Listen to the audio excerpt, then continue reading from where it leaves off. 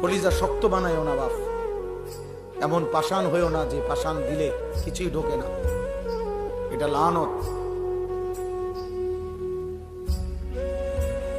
ওই জীবন অভিশপ্ত জীবন, যে কলিজার মধ্যে কখনোই আল্লাহর কথা ঢোকে না,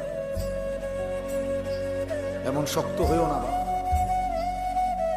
আল্লাহ নবী সাল্লাল্লাহু আলাইহি ওয়াসাল্লাম বলছেন, কিছু নাফরমানের দিল এমন হয় শেষ পর্যন্ত কাল কুজে মিরবাদান, অর্থ হলো উল্টানো কলসির মতো।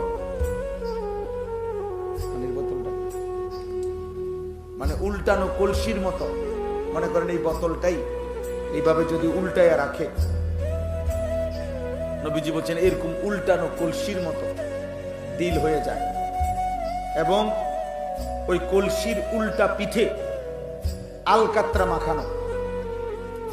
তাহলে আলকাত্রা মাখায় দিছে, এখন এক ফোঁটা পানি এখানে আর জমবে না। তাহলে এই উল্টাটার মধ্যে যদি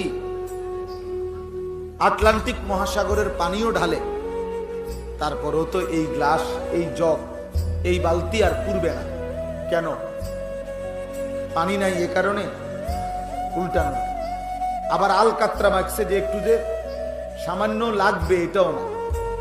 আলকাত্রা মাইখা দেওয়ার কারণে সাথে সাথে পড়ে যায় পানি।